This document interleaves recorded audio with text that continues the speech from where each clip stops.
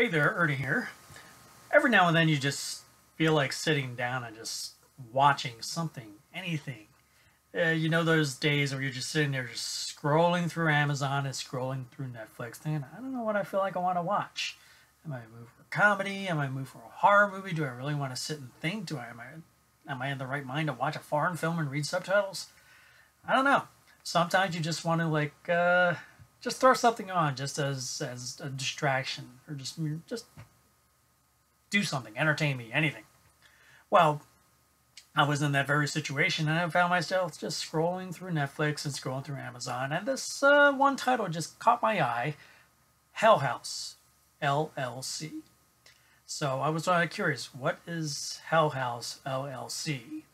I obviously immediately thought of The Legend of Hell House, which is a fantastic 70s haunted house film I highly recommend. And I thought of another one, like the title escapes me, but it definitely dealt with haunted house attractions. Well, lo and behold, this film is about a haunted house attraction, but this is a fictional found footage documentary film about a failed haunted attraction in New York.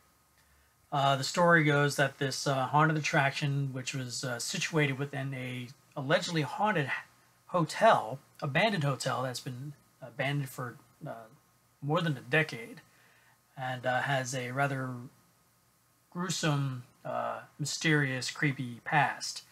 And this group, a group of friends, who decide to move in and set up their annual traveling horror show in this haunted hotel.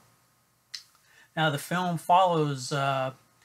starts pretty strong, where it basically sets up the conceit that an event happened on the opening night of this haunted attraction called Hell House, and casualties were involved, and a documentarian is trying to get to the bottom of what happened that night, what was going on in that hotel, and how did opening night go so wrong that people actually were injured or died. And that was the basically the hook for this film, and I was totally engaged. I was curious. The way the opening of the film sets it up rather nicely, where we get through on-screen text, just sets up the whole scenario. This is a documentary about an event that occurred in October 2009 about a haunted attraction, and then we see footage of newsreel footage combined with YouTube footage and other found footage from amateur photographers of the events that transpired that night. But as the film unfolds, we discover that someone from the group who survived has footage of the events leading up to opening night, from the moment they arrived to opening night, and that's what the bulk of the film is about. The film itself works. For me, it wasn't entirely scary, but then again, horror movies don't scare me as much as they used to. But I'm sure there is definitely an audience out there that will find this movie creepy as hell, especially if you don't like clowns. If you do not like clowns, avoid this movie at all costs. It's going to freak the hell out of you. You're probably going to have nightmares from it. But the film delivers effectively as though you were going through like a haunted attraction, like Universal Horror Nights, Halloween Horror Nights. And you go through a maze and you get little jump scares here and there. And the conceit is knowing that, yeah, you're looking at a haunted attraction from the making of behind the scenes, but peppered in throughout, you're seeing things that aren't part of the show. And they just start popping up like throughout, and you're wondering what is going on here. Many of the moments work quite effectively, and other moments just felt meh, like run-of-the-mill, and they don't have any significant impact. But there are some genuinely some effective creepy moments, and some of them are probably fairly telegraphed, but they still deliver the necessary jolt that'll keep you engaged. I liked the film, but I wasn't totally terrified by the film in any measure whatsoever. And and it moved pretty well up until the third act, where it seemed to just drag as it kept going and going and going. It's the movie. It kind of had multiple endings as it was trying to wrap up various story arcs, and it just felt like it was just kept going when it could have probably taken a few shortcuts and just gotten right to the end if need be.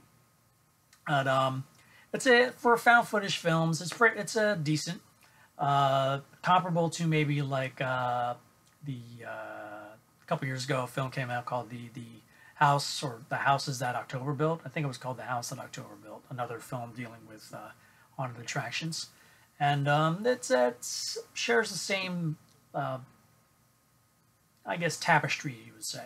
But like I said, it delivers some effective moments, but for me, in general, it just wasn't as scary as it could have been. But it's still pretty engaging. It kept me entertained for the 92 minutes, and for die-hard horror fans, I would highly recommend it. I'm sure they'll enjoy it a hell of a lot more than I did. For the average horror fan, yeah, you might find you'll find it serviceable, and but especially if you fear clowns, you won't like it at all. So it's a serviceable found footage horror mystery thriller that that's a pretty easy sit down and find it, like, if you want something like quick and painless to just watch and just be entertained without checking your brain at the door. Just this is actually worth a look. So Hell House LLC, I would give 3 stars out of 5. I found this on Amazon, and it's available on Amazon Prime, so it's worth checking out, and definitely watch it with the lights off. So if you like this Crossing the Streams review, hit that like button below. Have you heard about Hell House LLC? Have you seen Hell House LLC? What are your favorite haunted attractions that you've been to? Please comment below and let me know. And if you haven't already subscribed to my channel, please do, so you can stay on top of my new reviews, retro reviews, Crossing the Stream reviews, and any other fun things I have to put up on my channel. And be sure to hit that bell button so you're notified when I do so. So until next time, my friends, I'll see you online.